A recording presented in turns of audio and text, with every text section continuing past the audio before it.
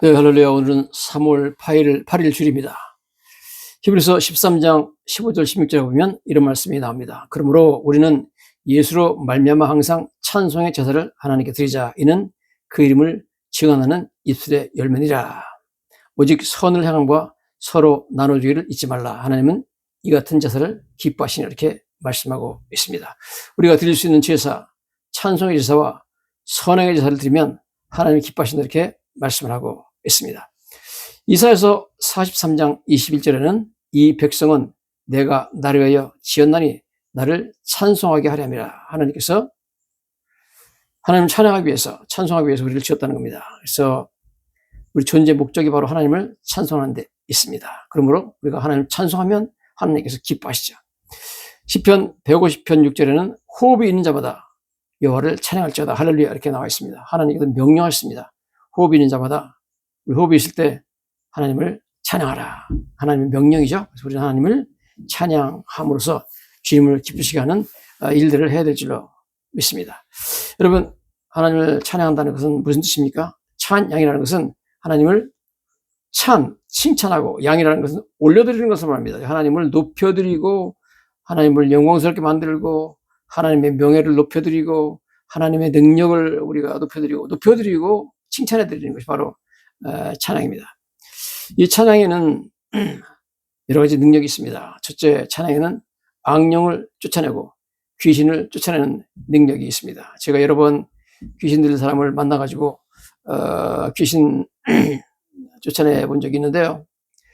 이 귀신 들린 사람을 교회에다 앉혀놓으면 가만히 있어요. 있는데 찬양이 시작되면 막 견디지 못하고 소리를 지르고 몸을 비틀고 아주 요동을 치는 것을 제가 봤습니다. 그처럼 여러분, 그걸 볼 때 제가, 이 찬양을 이 악령들이, 귀신들이 너무 싫어하는구나. 이 찬양이 엄청난 능력이 있고 찬양이 그들을 엄청나게 괴롭게 하는구나 하는 것을 제가 깨달았습니다. 여러분, 찬양은 귀신을 쫓아내고 악령을 제어하는 놀라운 능력이 있는 줄로 믿습니다.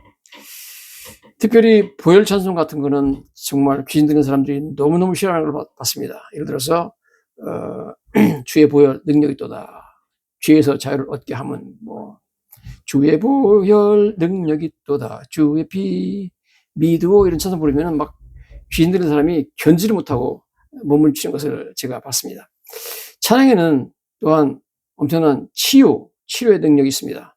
1990년대에 하스테반 선교사님이 올레이션스 경배와 찬양팀을 만들어가지고 대만, 홍콩, 베트남, 일본 등을 다니면서 찬양 집회를 했는데, 그때 찬양을 들으면서 많은 사람들이 찬양하면서 많은 사람들이 치유되고 영적인 갱신을 체험했다, 그런 보고가 나와 있습니다. 찬양은 몸과 마음을 치료합니다. 실제로 많은 사람이 병이 나가지고 불치병들이 치료되는 역사가 있었다고 전해지고 있습니다. 뿐만 아니라 여러분, 찬양에는 능력이 있어가지고 마음의 평화가 찾아오게 되는 것입니다. 찬송가 382장은 너 근심 걱정 말아라. 주 너를 지키리. 주 너에게 밑에 거하라. 주 너를 지키리. 주 너를 지키리. 아무 때나 어디서나 주 너를 지키리. 늘 지켜주시. 우리가 정말 마음을 다해서 가사를 음미하면서 이 찬송을 부르면 마음에 걱정 근심이 사라지고 평화가 찾아오는 것을 느끼게 될 것입니다. 어려워 낙심될 때 주 너를 지키리. 위험한 일을 당할 때 주 너를 지키리. 주 너를 지키리. 여러분, 너 쓸 것 미리 하시고 주 너를 지키리. 구하는 것을 주시며 주 너를 지키리. 이걸 찬양하면서 여러분 믿습니다. 아멘 하면서 찬송하면 여러분 정말 마음에 근심 걱정이 사라지고 놀라운 평화가 찾아오게 되는 것입니다. 하나님을 찬양하면 우리의 초점이 우리의 문제로부터 하나님의 능력으로 옮겨갑니다. 찬양하지 않을 때는 우리가 우리 문제를 바라보지만 찬양할 때는 하나님의 능력과 하나님의 위대하심을 바라보기 때문에 여러분 초점이 바뀝니다. 우리는 어려울 때 하나님을 바라보면서 초점을 하나님의 능력에 두고 하나님의 권능에 두고 우리는 찬양함으로써 문제를 이겨나가야 될 줄로 믿습니다. 찬양은 하나님의 임재를 경험하는 통로입니다. 그래서 우리가 찬양할 때 우리 찬양이 하늘로 올라가면 하나님께서 우리에게 내려오십니다. 하나님께서 우리에게 임재하신 줄로 믿습니다. 우리 찬양이 하늘로 올라가고 하나님 우리에게 내려오셔서 우리는 하나님이 나한테 임재하시는 것을 느끼게 되는 줄로 믿습니다. 여러분, 은혜로운 찬양을 정말 마음으로 중심으로 따르다 보면 내가 지금 지상에 있는지 천국에 있는지 알 수 없을 정도로 내가 붕 떠가지고 어디 다른 세계에 들어간 것 같은 것을 느낄 때가 있을 것입니다. 제가 이런 얘기를 하니까 많은 사람들이 목사님 저도 그랬어요. 그렇게 저한테 말하는 것을 봤는데요. 예수 믿는 사람들은 똑같은 경험을 합니다. 여러분, 그게 바로 하나님이 임재하시는 거죠. 하나님이 나한테 임재하면 산천도 초목도 다 변해가지고 정말 내 마음 가운데 하나님이 하시고 내 마음 가운데 천국이 임하게 되는 줄로 믿습니다. 이처럼 찬양은 영적, 육체적인 속박을 끊고 전투의 승리하는 전투의 승리를 가져다는 강력한 무기입니다. 여러분, 바울과 실라가 빌립보 감옥에 갇혔을 때 뭐 했습니까? 지금으로 2000년 전에 그들은 밤중에 하나님께 찬양하기 시작했습니다. 그때 손발을 묶고 있던 모든 쇠사슬이 다 끊어지고 그 다음에 그 감옥 문을 잠궈놨던 모든 열쇠가 다 열려버리고 속박을 끊는 것을 보게 됩니다. 우리를 속박하고 우리를 꼼짝 못하도록 구속하고 있던 모든 쇠사슬이 풀리는 역사가 찬양을 통해서 일어납니다. 찬양은 악한 세력이 우리를 속박하는 것을 끊어버리는 강력한 무기가 되는 줄로 믿습니다. 요즘에 뭐 전쟁에 나가지고 미국이 이란에서 엄청난 그런 미사일 파괴하고 핵무기 파괴하고 군사기지 파괴하고 함정 다 파괴하고 엄청난 위력을 발휘하죠. 미국 무기의 위력이 어마어마합니다. 우리에게도 무기가 있습니다. 강력한 무기가 있습니다. 하나님을 찬양하는 것입니다. 감옥에 갇혔던 바울과 실라, 그 다음에 여호사밧 왕의 군대가 보여준 모든 믿음들은 찬양으로 강력한 무기를 사용하여서 악한 세력을 끊어버리는 것을 우리가 보게 되는 것입니다. 찬양은 우리의 상황을 변화시키고 구원을 가져다주고 절망을 기쁨으로 바꾸는 하나님의 기적을 경험하게 되는 줄로 믿습니다. 우리는 찬양을 통해서 하나님의 영광을 체험하게 됩니다. 그래서 우리가 어렵고 힘든 환경에 살고 있지만 찬양함으로써 우리 영혼이 하나님의 영광 속으로 들어가게 되는 줄로 믿습니다. 왜냐하면 시편 22편 3절에 이스라엘의 찬송 중에 거하시는 주여 주는 거룩하시니이다 이렇게 말하고 있습니다. 하나님은 찬송 중에 우리의 찬양 중에 거하시게 된다고 말씀하고 있습니다. 우리가 찬양하면 우리가 하나님이 그 가운데 거하시고 우리도 하나님 임재 안에 거하게 되는 줄로 믿습니다. 이처럼 우리가 걱정, 근심, 스트레스에서 벗어나려면 또 하나님의 능력과 하나님의 신실하심에 집중하게 되고 찬양하게 되면 우리 마음속에 무거운 짐이 싹 벗겨져 내려가고 언제 그랬나시피 우리 마음 가운데 알 수 없는 하늘의 평화가 나한테 임하는 것을 보게 됩니다. 그리고 기쁨이 임합니다. 기쁨. 슬픔과 우울한 생각이 싹 사라지면서 안개처럼 사라지면서 내 마음 가운데 찬양할 때 기쁨이 임하게 돼 있어요. 그래서 미국 분들이 적어놓은 책을 보니까 이렇게 나와 있습니다. 찬양하다 보면 무거운 짐이 벗겨지고 heavy burden이 벗겨지고 하나님께서 기쁨의 기름을 부어준다. oil of joy 이렇게 말했습니다. 기쁨의 기름을 부어준다. 그 말이 맞죠. 자, 그럼 찬양할 때 우리는 한 가지 염두에 두어야 될 것은 모든 환경이 좋아서 정말 행복해서 그때만 찬양하는 것이 아닙니다. 성경은 하박국서에 이렇게 나와 있어요. 하박국서 3장 17절, 18절에 보면 어려운 시기에 찬양하고 있습니다. 어려운 시기에도 하나님 믿는다. 그런 하나님을 찬양하고 높여드릴 때 하나님께서 기뻐하시면서 놀라운 기적으로 도와주시는 것을 보게 됩니다. 하박국서 3장 17절, 18절 보시면 이렇게 나와 있습니다. 비록 무화과 나무가 무성하지 못하며 포도나무에 열매가 없으며 감람나무에 수출이 없으며 밭에 먹을 것이 없으며 우리의 양이 없으며 외양간에 소가 없을지라도 여러분 아무것도 없어요.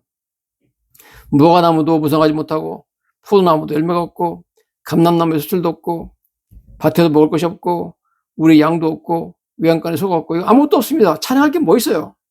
감사할 게 뭐 있어요? 그런데 이렇게 말합니다. 나는 여호와로 말미암아 즐거하며 나의 구원의 하나님으로 말미암아 기뻐하리로다. 저도 처음에 이 구절을 읽을 때 아니 여기서 왜 하나님을 즐거워하고 기뻐하지? 이해가 안 됐습니다. 그러나 여러분 제가 믿음 생활을 하면서 깨달은 것은 여러분 어려울 때 무화과 나무가 무성하지 못하고 포도나무 열매도 없고 감람나무 소출도 없고 밭에 먹을 것도 없고 우리 양도 없고 외양간도 없고 소가 없고 아무것도 없을 때 어려운 환경에서 그때 기도해야 됩니다, 여러분. 그때 하나님께서 내가 이런 환경에서 어려운 환경에서도 나를 신뢰하는구나 그렇게 알고 그다음에 하나님의 놀라운 기적과 은혜로 도와주시는 것을 우리가 체험하게 될 줄로 믿습니다. 여러분, 사도 바울과 실라도 정말 어려운 환경에 처했었죠.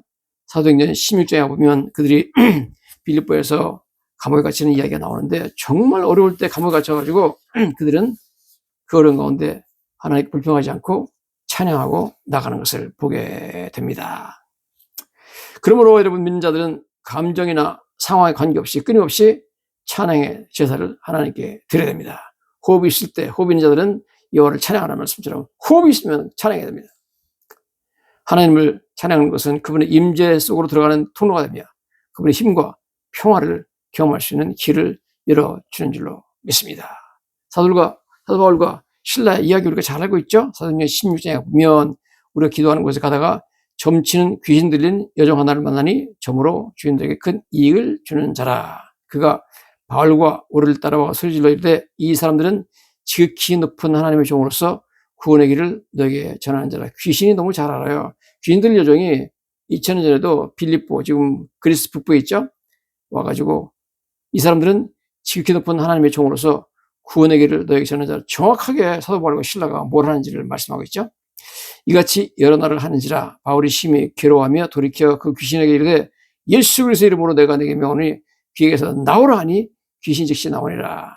여종의 주인들이 자기 수익의 소망이 끊어진 것을 보고 바울과 신라를 붙잡아 장터로 관리들에게 끌어갔다가 상관들에게 데리고 와서 말하되 이 사람들이 유대인인데 우리 성을 심히 요란하게 하여 로마 사람인 우리가 받지도 못하고 행하지도 못할 풍속을 전한다 하거늘 우리가 일제히 일어나 고발하니 상관들이 옷을 찢어 벗기고 매로 치라 해서 많이 쳤다는 많이 친 후에 옥에 가두고 간수에게 명하여 든든히 지키라. 옷을 벗겨놓고 매로 그냥 로마 사람들이 엄청나게 그 무서운 로마 사람들의 매로 쳤죠. 채찍을 막대기에 달아가지고 거기다가 뭐 세부치나 뼈조각 같은 거 넣어가지고 그냥 한 번 때리면 살점이 우두둑 벗겨 나오는 무서운 그런 매입니다. 그걸로 치고 목에 가뒀습니다. 뭐 피투성이가 돼가지고 막 끙끙 앓고 너무나 얼마나 아프겠습니까? 뭐 조금 움직여도 막 그냥 찌릉찌릉 아픔이 올 거 아닙니까? 그런데 그 어려운 가운데서 사도 바울과 신라가 찬양합니다. 이건 너무 놀라운 일이죠. 성경에 보니까 이런 명령을 받아 그들을 깊은 옥에 가두고 그 발을 착고에 든든히 채웠더니 한밤중에 바울과 신라가 기도하고 하나님을 찬송하며 지수들이 듣더라. 여러분 얼마든지 바울과 신라가 이렇게 말할 수 있습니다. 하나님 저희들이요 유럽의 첫 성인 빌립보에 와가지고 지금 복음 전하는 중요한 일을 하고요. 그 다음에 여기서 많은 사람들이 예수 믿게 되고요. 그 다음에 귀신 들린 여종을 귀신 쫓아냈습니다. 이렇게 귀한 일을 했는데 이렇게 귀한 일을 주님 위해서 하는데 왜 하나님께서 우리를 감옥에 집어넣습니까? 얼마든지 불평할 수 있잖아요. 우리가 주님을 위해서 열심히 일한 보상이 결국 감옥에 투옥되는 겁니까? 하나님 너무하십니다. 이렇게 할 수 있는데 여러분 이 어려운 환경에서 그들이 불평하지 않았습니다. 그들은 일어나가지고 밤중에 그 아픈 몸을 이끌고 일어나가지고 하나님을 찬송하니까 제수들이 다 들었다 그랬습니다. 여러분 찬양은 감사는 역경 속에서 빛이 납니다. 여러분 이렇게 역경 속에서 어려운 가운데서 정말 인간적으로 볼 때 아무것도 찬양할 그런 환경이 아니잖아요. 거기서 찬송하니까 어떤 일이 났습니까? 놀라운 기적이 일어나죠. 갑자기 큰 지진이 나서 옥토가 움직이고 문이 곧 다 열리며 모든 사람의 매인 것이 다 벗어진다. 쇠사 다 벗어지고 감옥문도 다 열려버렸죠. 그래서 간수가 자다가 옥문이 열린 것을 보고 죄수들이 도망한 줄 생각하고 칼을 빼어 자기라려 하거늘 바울이 크게 소리지르되 네 몸을 상하지 말라. 우리가 다 여기 있노라 하니 간수가 등불을 달라고 하여 뛰어들어가 무서워 떨며 바울과 신라 앞에 엎드리고 그들 데리고 나가 선생들이여 내가 어떻게 해야 구원을 받으리까? 그렇게 물어보죠. 그때 바울이 주 예수를 믿으라. 그러면 너와 내 집이 구원을 받으리라 하고 주의 말씀을 그 사람과 그 집에 있는 모든 사람에게 전하더라. 그 밤에 간수가 너무 존경스러워가지고 와가지고 무릎 꿇고 내가 어떻게 구원받겠습니까? 어떻게 구원받겠습니까? 이렇게 하니까 주 예수를 믿으라. 그러면 너한테 구원을 받으리라. 그러고 간수가 그들을 데리고 자기 집으로까지 모셔가죠. 그 밤중에 일어나가지고 막 몸을 닦아주고 그다음에 식사를 대접하고 막 이랬다고 나와요.